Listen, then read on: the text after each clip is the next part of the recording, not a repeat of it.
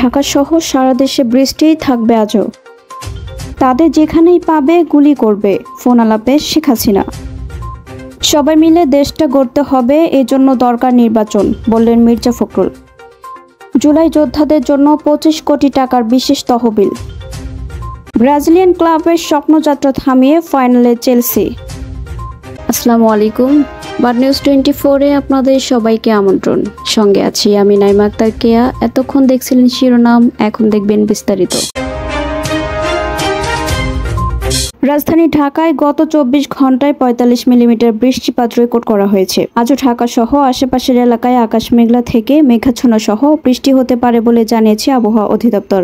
ঢাকা ও আশেপাশের এলাকার জন্য দেওয়া বুধবার 9 জুলাই সকাল 7টা থেকে পরবর্তী 6 ঘন্টার পূর্বাভাসে বলা হয়েছে আকাশ মেঘলা থেকে মেঘাচ্ছন্ন থাকতে পারে এবং হালকা বৃষ্টি হতে পারে। এদিকে দেশের অভ্যন্তরীণ নদী বন্দরগুলোতে সতর্কতা জারি করা হয়েছে।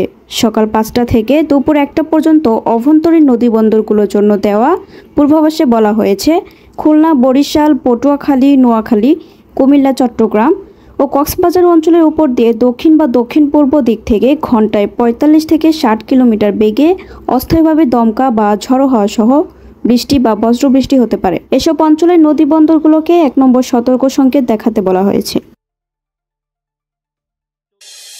2024 সালের জুলাই গণ অভ্যুত্থানে বাংলাদেশের ছাত্র নেতৃত্বাধীন বিক্ষোভ দমনে সরাসরি গুলি চালানোর নির্দেশ দিয়েছিলেন সাবেক প্রধানমন্ত্রী শেখ হাসিনা। বিবিসিআই শেখ হাসিনা ফাঁস হওয়া একটি ফোন কল যাচাই করে এর সত্যতা নিশ্চিত করেছে। বুধবার এক প্রতিবেদনে এমন তথ্য জানিয়েছে বিবিসি।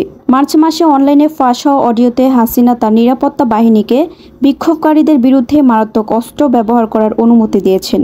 তিনি নিরাপত্তা বাহিনীকে বলেন তাদের যেখানেই পাবে গুলি করবে। বিবিসির তথ্য মতে বাংলাদেশ সরকারের টেলিযোগাযোগ নজরদারি সংস্থা এনটিএমসি এই কলটি রেকর্ড করা হয়েছিল। কলটি হাসিনার ঢাকার বাসভবন গণভবন থেকে 18 জুলাই করা হয় বলে বিবিসিকে নিশ্চিত করেছে একটি সূত্র। বিএনপি মহাসচিব মির্জা ফখরুল ইসলাম আলমগীর বলেছেন সবাই মিলে দেশটা গড়তে হবে, এজন্য দরকার নির্বাচন। গণহত্যার জন্য শুধু শেখ হাসিনা নয়, আওয়ামী লীগেরও বিচার হওয়া উচিত।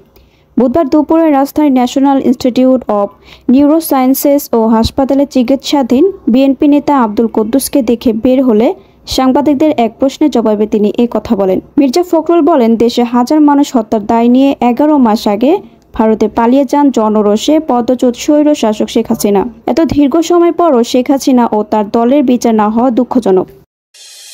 জুলাই আন্দোলনের শহীদ ও আহতদের সম্মান ও সহায়তায় 25 কোটি টাকার একটি বিশেষ তহবিল গঠন করতে যাচ্ছে বাংলাদেশ ব্যাংক। শহীদ পরিবারকে আর্থিক সহায়তা এবং আহতদের চিকিৎসা ব্যয়ের উদ্দেশ্যে এই তহবিল ব্যবহার করা হবে। মঙ্গলবার 8 জুলাই বাংলাদেশ ব্যাংকের প্রধান কার্যালয় গভর্নর ডক্টর আহসান এস মনসুরের সভাপতিত্বে অনুষ্ঠিত এক সভায় এর সিদ্ধান্ত নেওয়া হয়। বিষয়টি নিশ্চিত করেন বাংলাদেশ ব্যাংকের নির্বাহী পরিচালক ও মুখপাত্র আরিফ হোসেন খান।